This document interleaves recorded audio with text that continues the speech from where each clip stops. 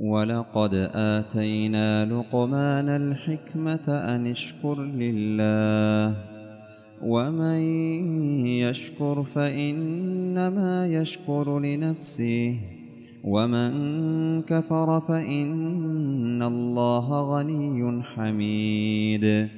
وإذ قال لقمان لابنه وهو يعظه يا بني لا تشرك بالله إن الشرك لظلم عظيم. ووصينا الإنسان بوالديه حملته أمه وهنا على وهن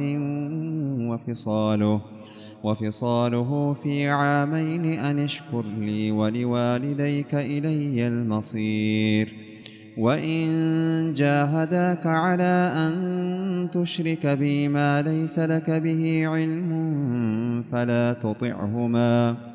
فلا تطعهما وصاحبهما في الدنيا معروفا واتبع سبيل من أناب إلي ثم إلي مرجعكم فأنبئكم بما كنتم تعملون.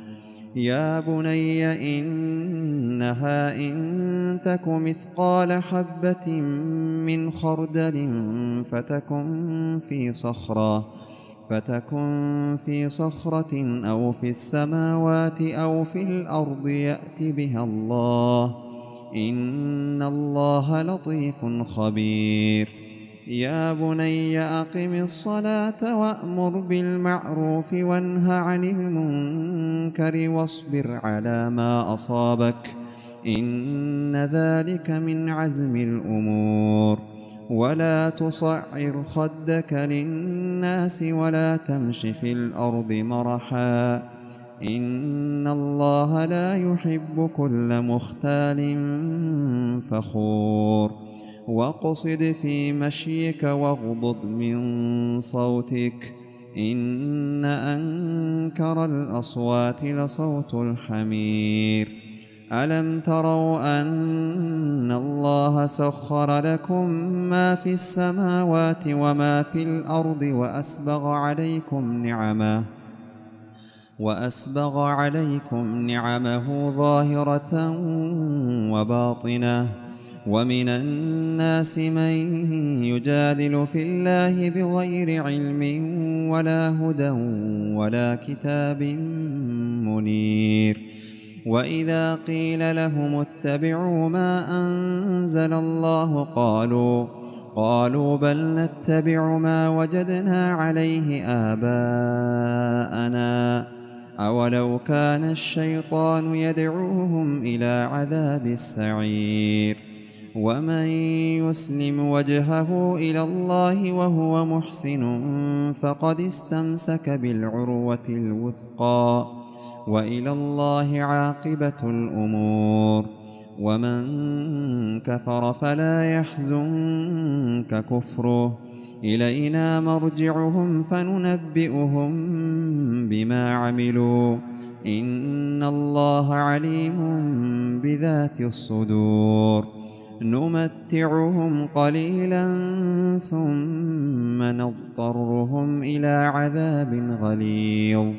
ولئن سألتهم من خلق السماوات والأرض ليقولن الله قل الحمد لله بل أكثرهم لا يعلمون. لله ما في السماوات والأرض إن الله هو الغني الحميد. ولو أن ما في الأرض من شجرة أقلام والبحر يمده من بعده 7 أبحر ما نفدت كلمات الله إن الله عزيز حكيم. ما خلقكم ولا بعثكم إلا كنفس واحدة إن الله سميع بصير.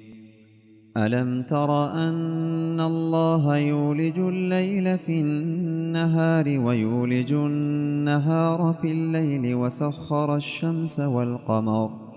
وسخر الشمس والقمر كل يجري إلى أجل مسمى وأن الله بما تعملون خبير. ذلك بأن الله هو الحق وأن ما يدعون من دونه الباطل